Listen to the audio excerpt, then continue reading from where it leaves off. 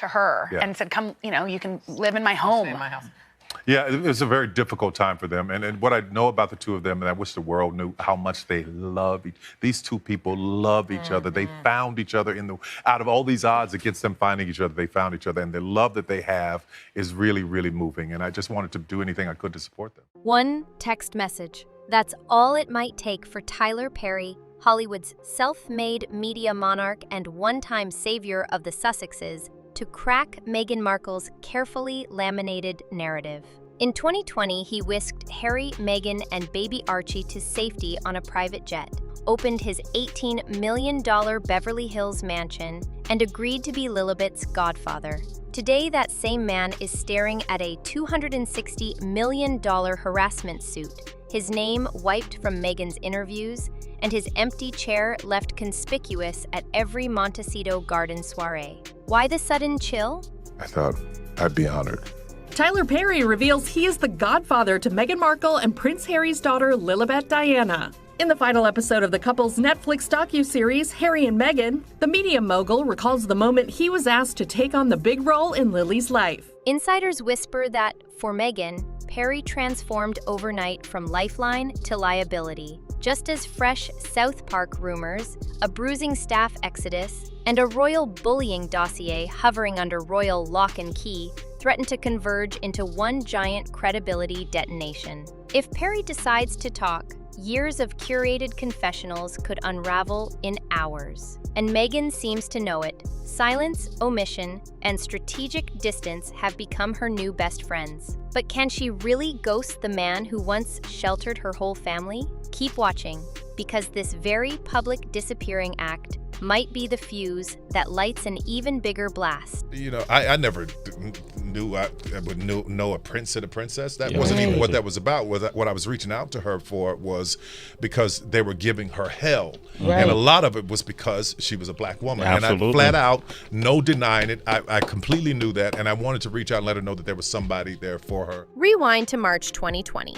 Britain had shut its palace gates on Megxit, headlines shouted betrayal, and paparazzi lenses multiplied like gremlins in a rainstorm. Enter Tyler Perry with a jet on standby. He footed the security bill, welcomed the Sussex trio into his mansion, and, according to Harry's own Netflix confessional, became the midnight call therapist who talked them off multiple ledges. For Meghan's brand, Perry was the perfect ally. Hollywood royalty with Oprah-level influence, but infinitely safer than Oprah herself. His cameo in Harry and Meghan is framed as divine intervention, moral support, financial muscle, spiritual guidance rolled into one. Yet, by June 18, 2025, an actor from Perry's own BET drama, The Oval, filed a nuclear harassment suit, late-night guesthouse encounters, an alleged underwear-only grope, and a $260 million damages demand. Now, actor and filmmaker Tyler Perry sued for $260 million over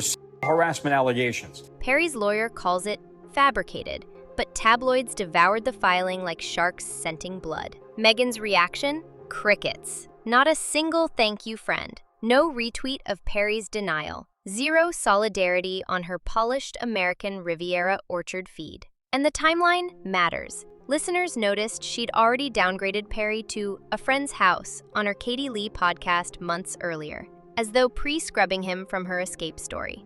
I'm talking about Tyler Perry in the black community. They were awfully quiet when a white man called Meghan Markle a lazy grifter.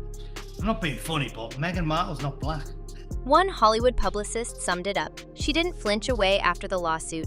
She'd been inching away all year. If that's true, Meghan's vanishing act wasn't damage control. It was a calculated retreat from a bomb she saw ticking long before the public heard the first beep.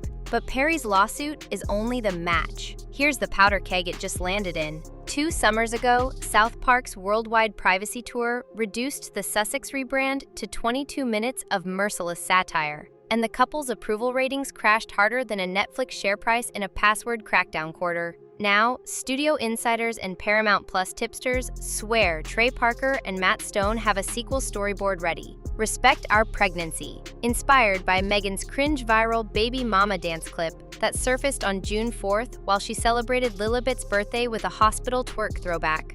All right, thanks for having us on the show. It's so awesome to be here, it's great.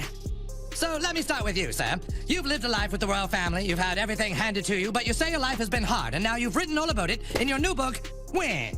Reddit threads lit up, royal commentators sharpened their knives, and Meghan's lawyers allegedly drafted cease and desist templates faster than you can say fair use. YouTube pundits dissected every rumor, warning that a second animated roasting could cement the Sussexes as permanent late-night punchlines. Inside Archwell, fallout came swiftly. 4 communications aides resigned within a fortnight. Gossip sites called it a bloodbath, and even people, usually Meghan's comfort blanket, ran consecutive Kate Middleton cover stories instead of another think piece about Meghan's homegrown roses. 1 month, 2 month, 3 month, hit the baby mama when I'm stepping through the door. Yeah, I'm pregnant, but I got an ill flow. Anyone keeping score sees the pattern. When outside satire spikes, inside loyalty drops. And once again, that loyalty gap circles back to Tyler Perry, the man with receipts, recordings, and perhaps the only first-hand vantage of its ugliest nights. Friendship is business may sound cynical, yet Meghan's Rolodex tells the tale. Jessica Mulroney, erased after a social justice Instagram skirmish. Samantha Cohen, the patient private secretary who wrangled Meghan's royal diary, airbrushed from memory once NDAs ensured silence. Even music industry mentor David Furnish vanished after a stalled Netflix animation. Also, I'm a little bit fascinated, right? The mother was born in America, the father was born in America, but Meghan is now telling us that she's 43% Nigerian? Industry insiders catalog the exits in almost morbid fascination. Anyone who stops boosting her spotlight disappears, one Page 6 producer joked while covering June's 4-staffer walkout. Ghosting Tyler, however, is different. He's not a stylist or a junior press aide. He's the billionaire stand-in father figure who orchestrated their real-life escape. Scrubbing him from the story isn't just cruel. It raises the same question across royal Twitter and Variety backlots alike. What are you so afraid he'll say?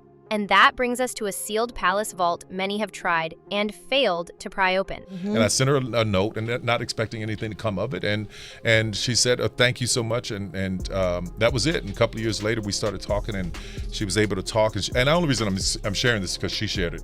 Buried deep in Buckingham Palace archives lies an internal report commissioned by the late Queen Elizabeth after multiple staffers claimed Meghan's management style left them sobbing on the floor. Palace lawyers wrapped the findings in titanium confidentiality, but leakers swear it documents screaming matches, late-night tirades, and a moment when Prince William himself allegedly stepped in to tell Meghan enough. For years, Harry and Meghan dismissed it as a smear campaign. Defenders insisted no hard evidence existed. But staff turnover statistics have only worsened. More than 20 employees gone since 2020, with 6 exits in June 2025 alone. Enough for Fox News to label the chaos a bloodbath. If Perry testifies, voluntarily or under subpoena, he could verify the desperation phone calls, the scramble for private security, the real reasons behind that midnight dash to LA.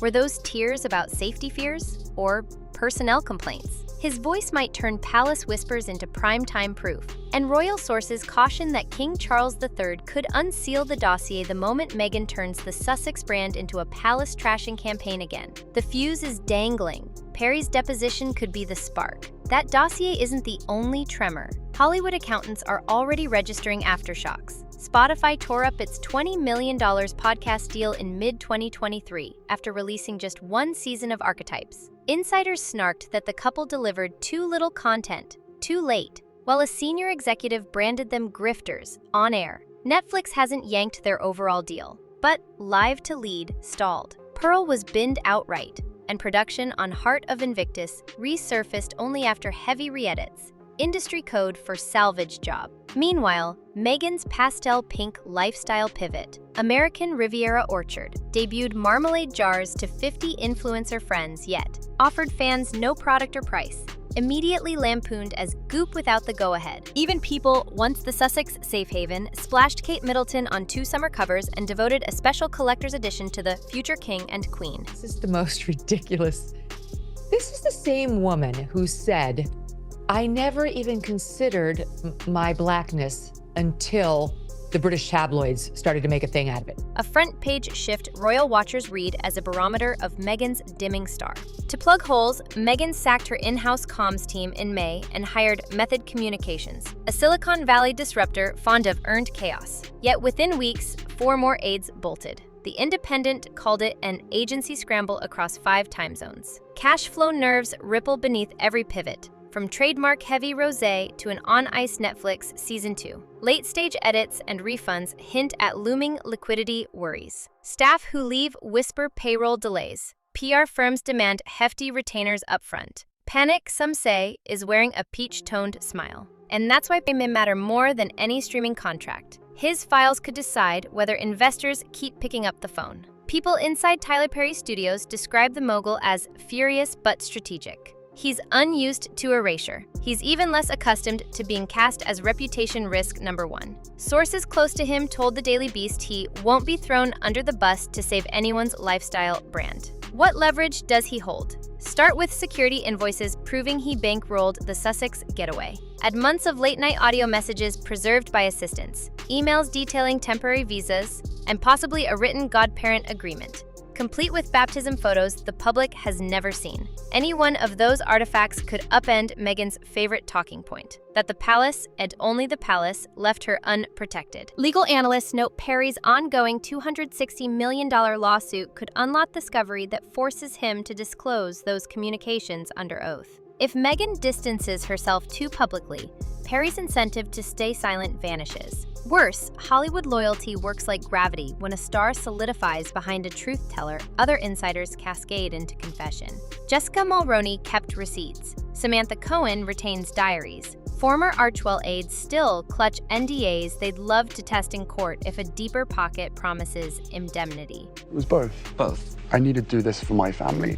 This is not a surprise to anybody. It's really sad that it's got to this point, but I've got to do something for my own mental health, for my wife's. So, does Perry stay the gracious godfather, or become the man who rewrites Meghan's modern fairy tale in a single deposition? One Disney executive put it bluntly over coffee with a Variety columnist. If Tyler flips, that's not a crisis comms problem. That's brand extinction. Quote, look past the Instagram reels of garden roses and truth quotes. Behind Montecito's Honeystone walls, a timer is blinking. On one dial, a Cartoon Central show sharpening its satire. On another, a palace dossier that could detonate generations of goodwill. The third dial now belongs to Tyler Perry. The billionaire benefactor Meghan appears determined to ghost into oblivion. A single leak, an email, a voice note, a security receipt, could amplify every skeptic's question into headline fact. And unlike a South Park lampoon, Perry's version would come from the inside, carrying the unglamorous timestamps, invoices, and raw fear that comedy cannot parody away. Meghan's strategy, erase, distract, relaunch, has survived longer than critics predicted. But bridges burn both ways, and Hollywood's informal motto is simple: never humiliate the person who once covered your mortgage. If Perry decides the erasure is personal, royal watchers, studio execs, and even palace courtiers will stop wondering if the other shoe drops and start wondering exactly how loud it will be when it lands. So here's the question only time and Perry can answer. Will Meghan's one-time guardian angel stay silent or become the truth teller her PR playbook can't mute? Drop your thoughts below, hit subscribe and buckle up. The next headline could arrive long before Meghan's next marmalade jar, and it might just turn her fairy tale into a cautionary legend.